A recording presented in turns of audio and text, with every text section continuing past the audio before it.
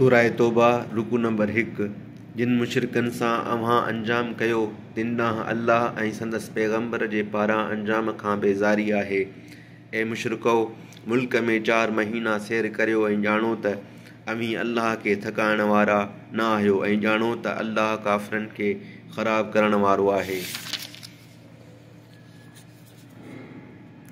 ऐं वॾे हज जे ॾींहुं अल्लाह ऐं संदसि पैगंबर जे तरफ़ां माण्हुनि ॾांहुं पढ़ो आहे त अल्लाह ऐं संदसि पैगंबर मुशरिकनि खां बेज़ार आहे। पोइ ए मुशरिको, जेकॾहिं शिरक खां तौबा कंदव त उहा अव्हां लाइ भली आहे, ऐं जेकॾहिं अव्हीं मुंहुं फेराईंदव त ॼाणो त अव्हीं अल्लाह खे थकाइण वारा न आहियो।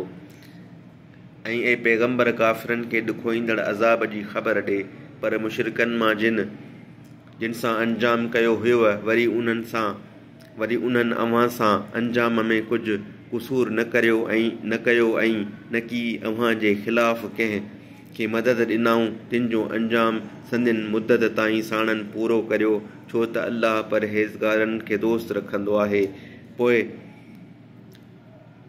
जिन महीननि में लड़ाई हराम कई वई आहे, से महीना जॾहिं पूरा थियनि त अरब जे मुशरिकनि खे जिते लहो तिते उन्हनि खे मारियो ऐं उन्हनि खे पकड़ियो ऐं उन्हनि खे बंदि रखो ऐं सभिनी घटनि ते उन्हनि लाइ वेहो। पोइ जेकॾहिं तौबा कनि ऐं निमाज़ पढ़नि ऐं ज़कात ॾियनि त संदनि वाट बंदि न करियो, छो त अल्लाह बख़्शणहार महिरबान आहे।